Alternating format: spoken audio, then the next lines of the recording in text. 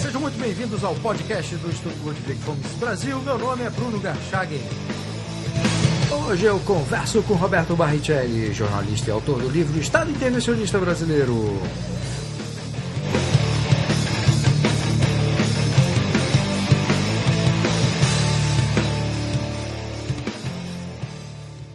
Seja muito bem-vindo, Roberto. Muito obrigado, Bruno. É um prazer estar aqui. Roberto, daquele grupo de intervenções que você escolheu para tratar do seu livro, O Estado Intervencionista Brasileiro, refutando o projeto de Estado do governo brasileiro atual, quais são aquelas que você considera mais nefastas para o Brasil?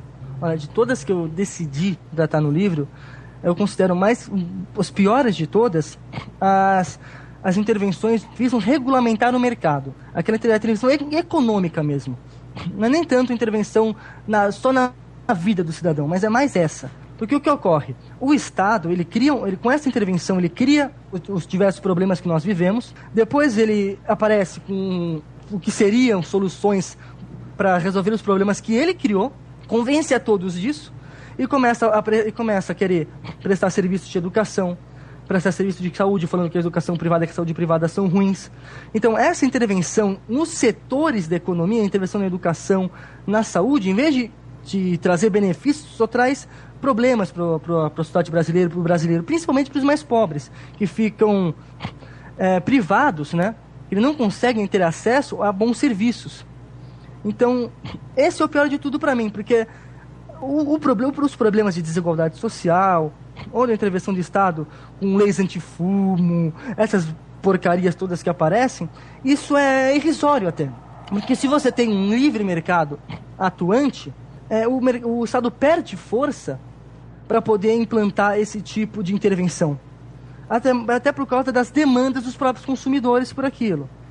Então, quando o Estado ele priva o indivíduo de uma educação de qualidade privada, do acesso, ele priva o indivíduo pobre do acesso a uma saúde privada de qualidade, com regulamentações, carga tributária, sobre hospitais, sobre convênios, sobre remédios, inclusive proibições, ele só danifica essa relação entre consumidores e empresas, empresários e empreendedores. Ele destrói praticamente, ele danifica o livre mercado, o funcionamento do mercado. E quando ele faz isso acarreta menos empregos, menos renda, menos riqueza.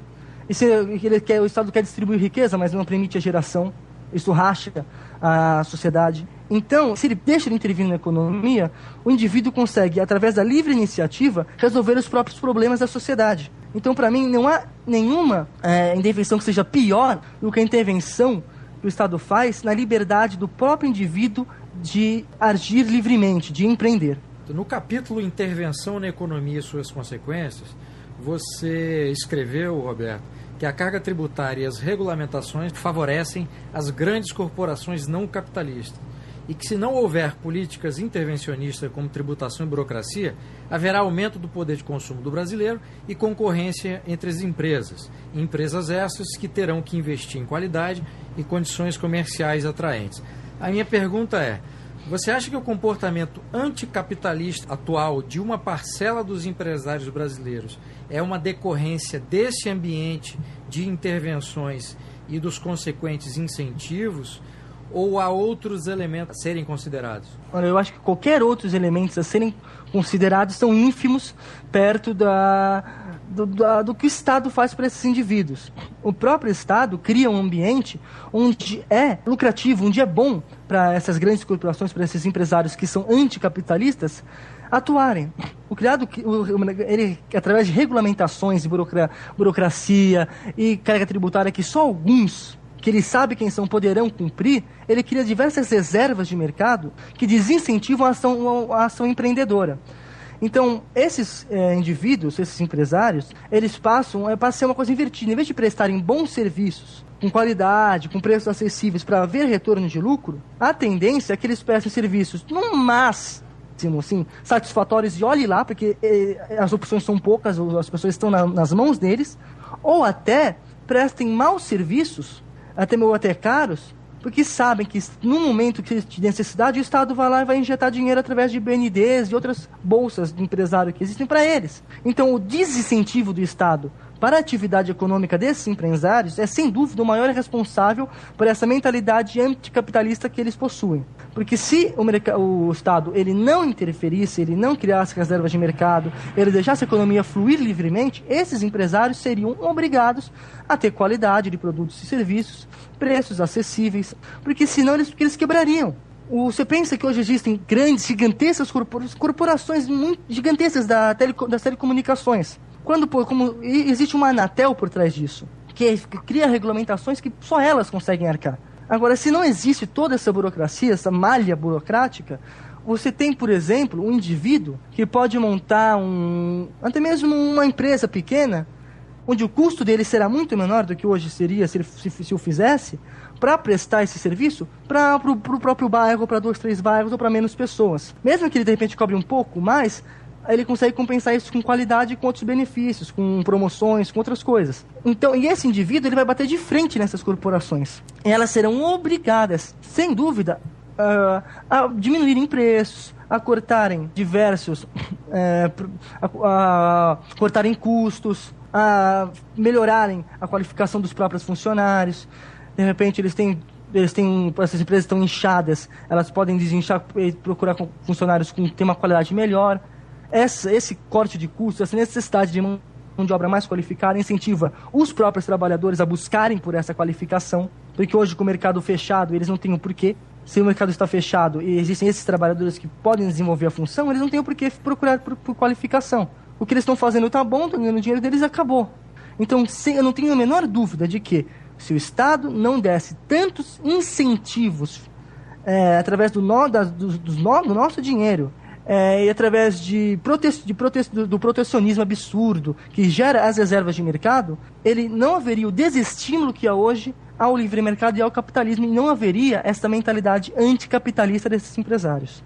Bom, com relação ao problema aí do protecionismo, você tem um capítulo que você trata dos subsídios.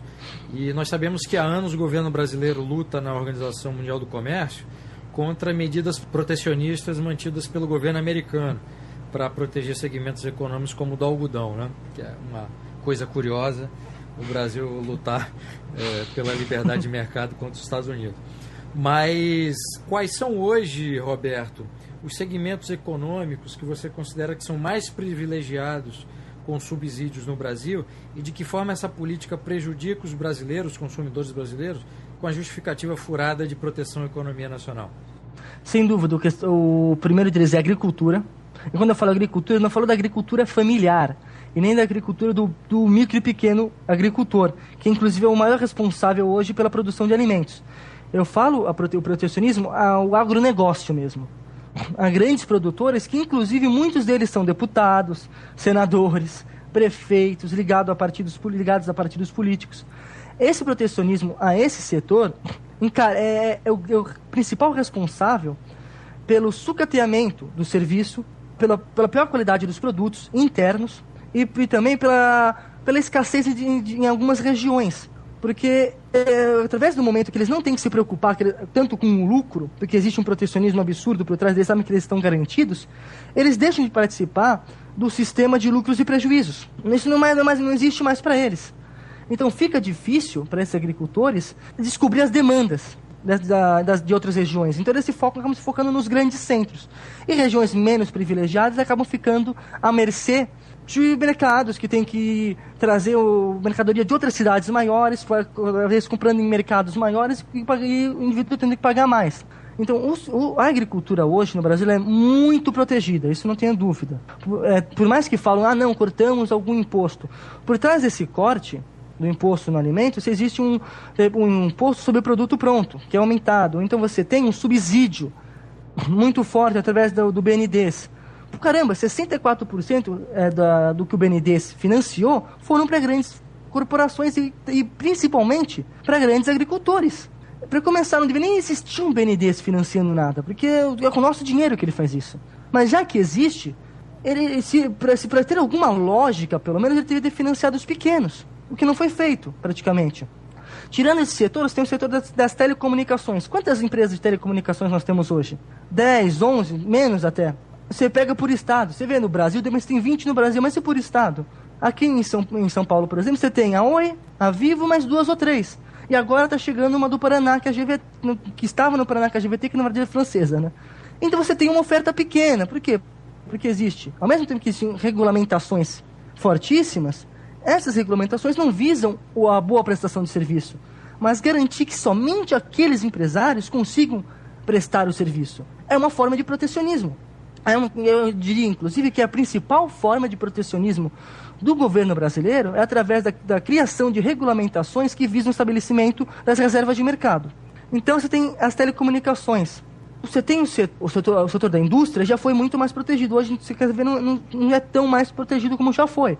No entanto, ainda nós temos a produção nacional com excesso de proteção quando nós olhamos para a questão das tarifas alfandegárias dos impostos sobre os importados. Então, enquanto em alguns setores da indústria, como aço, mais da extração mesmo, eu diria da indústria de transformação, eu diria da parte de extração, não há tanta proteção, tanto que você vê uma Vale do Rio Doce indo extrair lá em Moçambique, porque Moçambique dá mais isenções fiscais e benefícios do que aqui. Então você vê que hoje a Vale está começando a transportar para lá muito mais operações do que ela tinha no Brasil no começo, então muita coisa aí para lá. Então você vê que a indústria de transformação ela também está sendo muito beneficiada com o quê? Você pega um PlayStation, a história do PlayStation 4. Porra, ele chega aqui a $400. Você começa a ter imposto em cima de impostos, são impostos em 3 etapas. Primeiro, quando ele chega aqui, depois na distribuição e depois na venda. Ele acaba ficando, no final, com um lucro de distribuição da Sony inferior a R$50.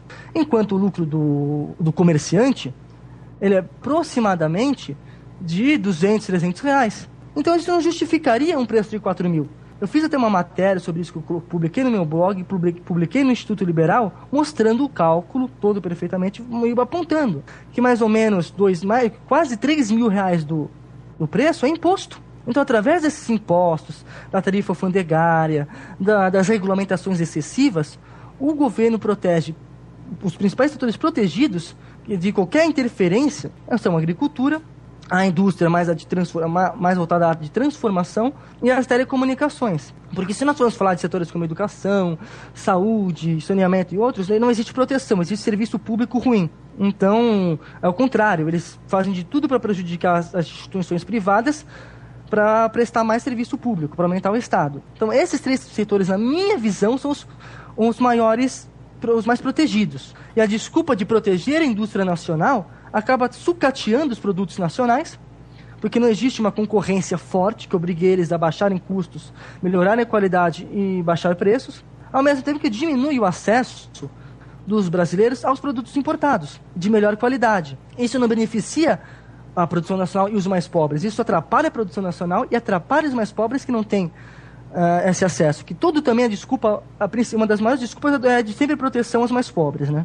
Então os mais pobres têm que ter acesso a melhores produtos nacionais. Pera lá, todos nós temos que ter acesso aos melhores produtos nas melhores condições, ponto. Não tem que ser feita uma distinção. Por ser feita essa distinção, que eles acabam ficando marginalizados nesse acesso. Agora, ainda no campo da teoria, você revela no prefácio do seu livro que você tem uma perspectiva liberal e foi essa perspectiva que norteou aí a própria elaboração do livro, né? O Estado Intervencionista Brasileiro. Quais são as leituras que você tem e que fez com que você desenvolvesse essa perspectiva e pudesse selecionar aquele conjunto de assuntos para depois tratá-los com essa abordagem? Se for falar em leituras em autores, eu estudei razoavelmente o Milton Friedman, eu li aquele livro das Nações. Eu também estudei, na verdade não estudei livros do Mises, mas através até mesmo do Instituto, eu li muitos artigos publicados que seriam do Mises, do Rothbard. Eu tive acesso a alguns PDFs de livros também. Eu li aquele livro A Lei, Bastiat. Então, e eu também li autores mais recentes. Tem o próprio Hope. Eu li outros mais antigos, tem o Hayek que eu li. Mas o mais importante de tudo é que eu comecei a ler notícias e perceber também o debate, o ambiente ao meu redor. Então, através dessas leituras que eu já tinha, mesmo que não sejam umas leituras focadas mesmo, ou livros inteiros de tudo, e através de artigos do próprio Instituto Mises, do Instituto Liberal, de outros, comecei a desenvolver uma visão liberal diferenciada. Eu comecei com alguma capacidade de análise.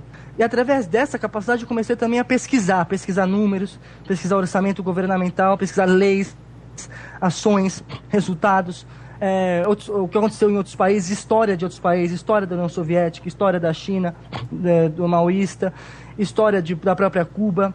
Entrei no site da ONU, pesquisei sobre todos os dados, sobre vários dados da ONU antes do Fidel e pós o Fidel, dados da OMS recentes. Comecei a estudar o Karl Menger.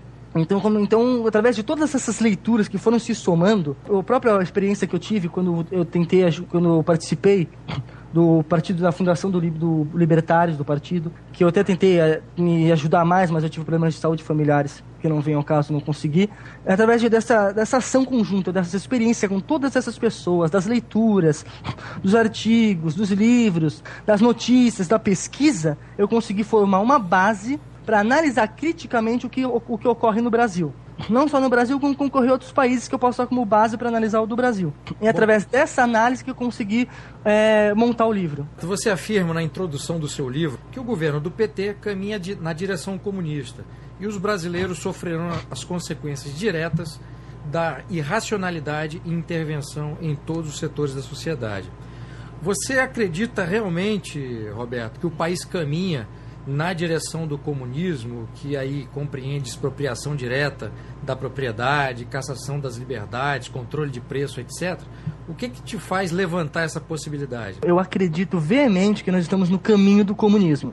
Só que em vez de ser aquele comunismo que foi feito, como foi feito na União Soviética, em outros que teve um golpe de Estado muito claro, que foram derrubados Césares, assassinados opositores, nós estamos num caminho, digamos, menos truculento, mas a direção é a mesma. Então eu acredito que haja, assim como já há expropriação de terras, por todo tipo de motivo, ou seja para entregar para índio, ou para entregar para pequenos, para pessoas sem terra, a expropriação ela já existe.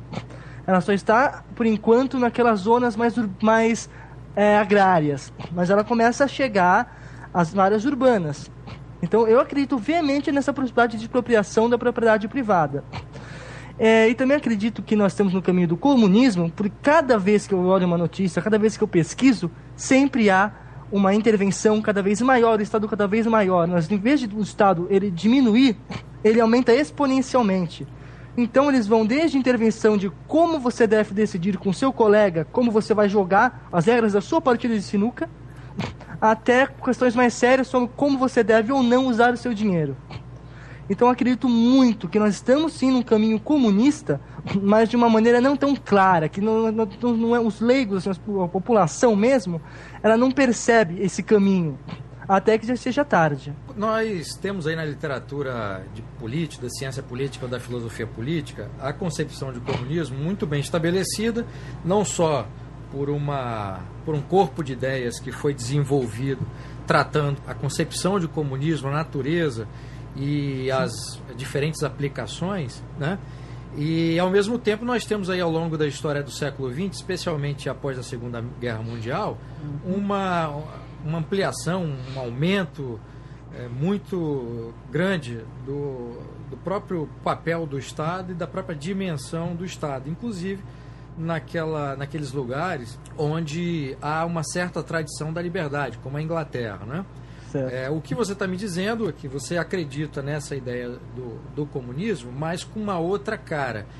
O que seria diferente, então, por exemplo, desse comunismo que você acha para onde o país está caminhando, desse crescimento exponencial do Estado durante o século XX? Que forma diferenciar essa concepção de comunismo atualizada que você está trazendo com o aumento do Estado nas chamadas democracias liberais? É simples. Na verdade, o comunismo, a meta do comunismo é a mesma. O que mudou foi a maneira de implantar o comunismo. Então, se na Rússia você teve uma revolução, um assassinato, e na China você teve também golpe com o mal ascendendo ao poder e tudo mais, também a revolução, Agora, essa revolução ela não é mais tão clara, não é mais tão através de armas.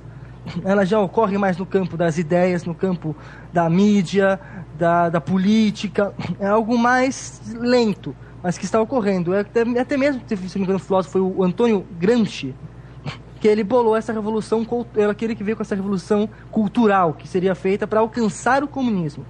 O que mudou mesmo não são as metas, não é o comunismo como ele é. Não é como ele será aplicado, como ele será implantado na sociedade. Em vez de ele ser implantado de uma forma violenta, diretamente violenta, a violência ela é outra. Ela é uma violência não tão perceptível como a violência física, quanto uma violência mais direta.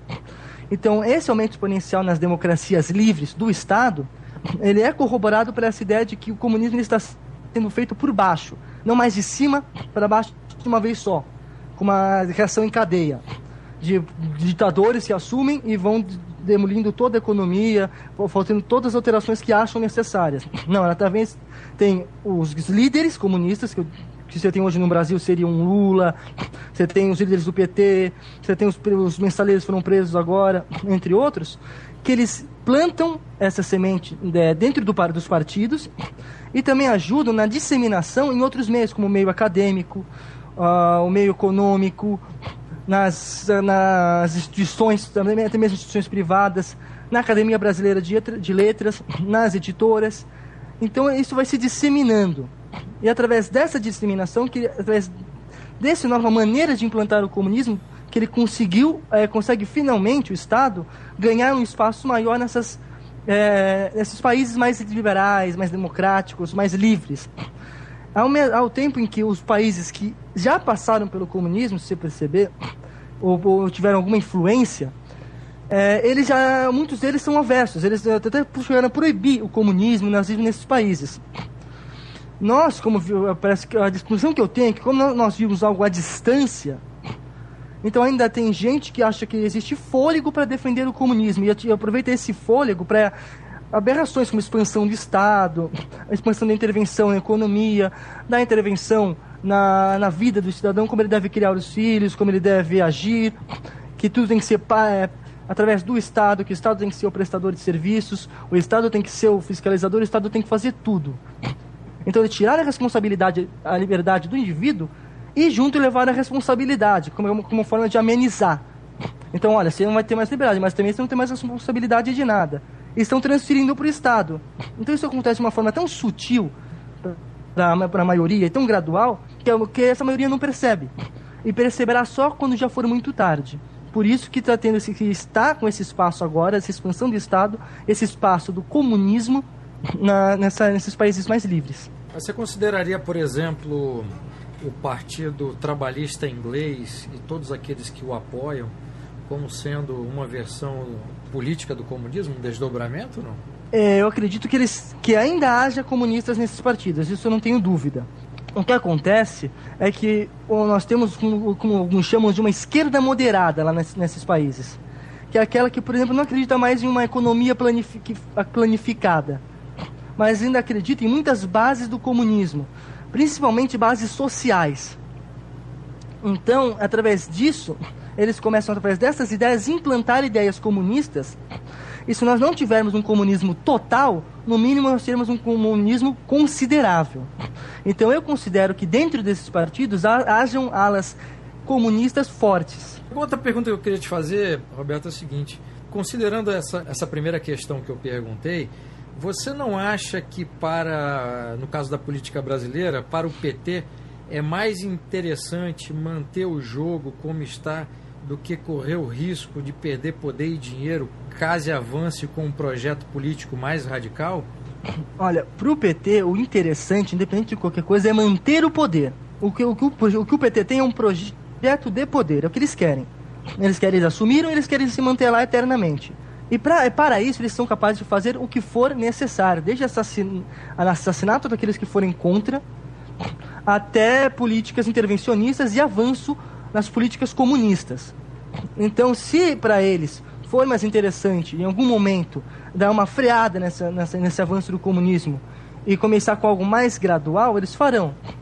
Mas, de qualquer maneira, a meta sempre será essa, chegar o mais próximo possível do comunismo.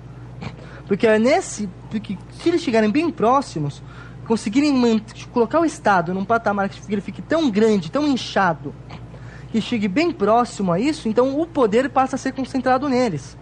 Então o comunismo também é um meio deles ganharem poder e concentrarem esse poder nas mãos dos partidários deles. E quem concentra o poder, com o tempo, nem tanto tempo assim, começa a concentrar também as riquezas. Então dá para eles também, assim como eles adquirem poder, adquirir a perda de dinheiro, talvez no curto prazo ocorra, mas não no longo prazo, eles conseguem se recuperar.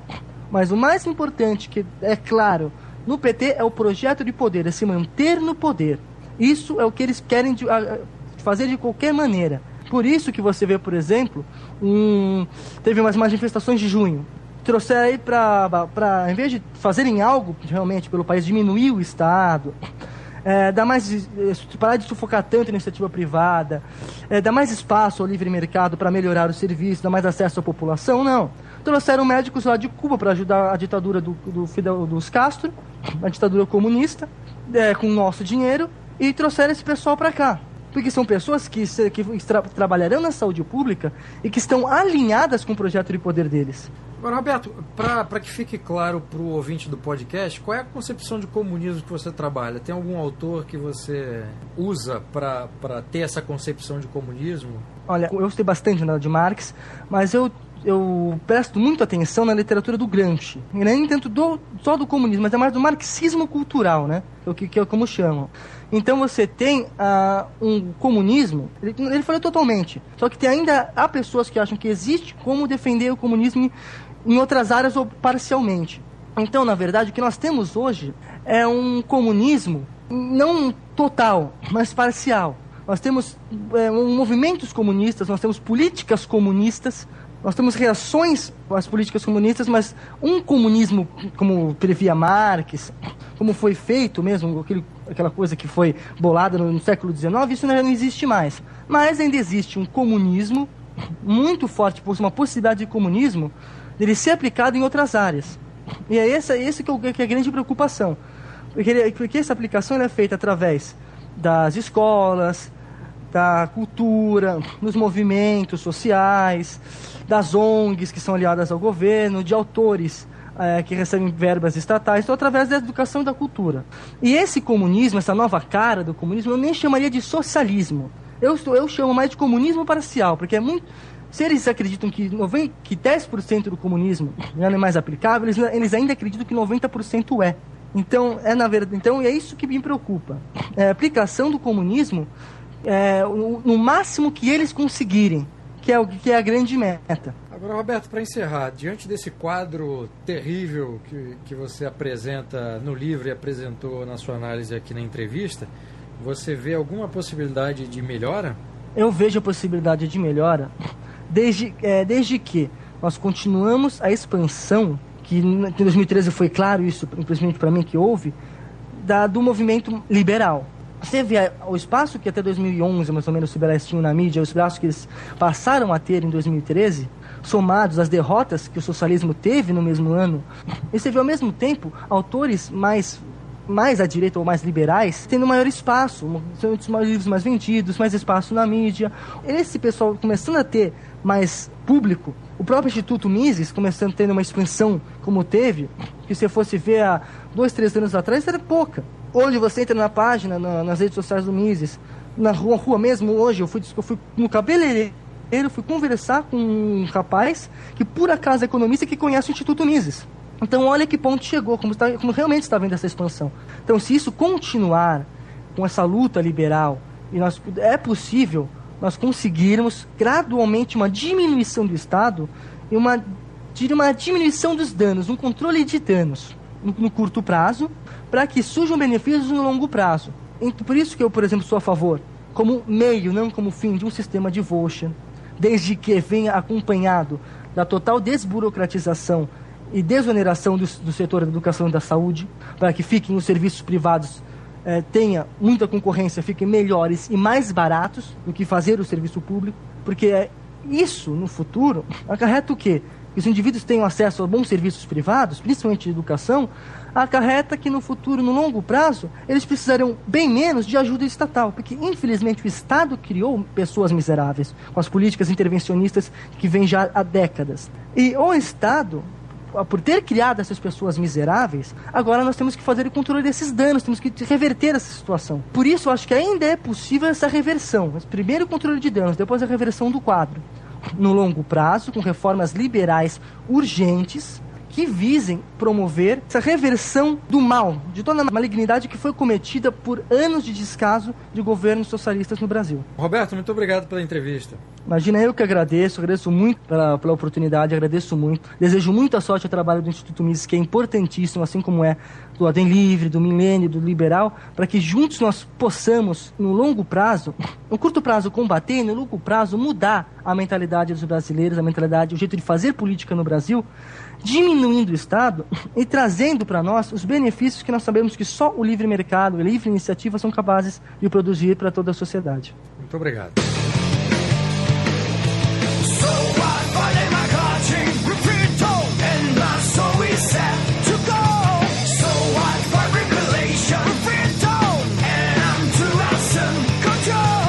Esse foi o podcast do Instituto Ludwig Fomes Brasil. Meu nome é Bruno Garchaga.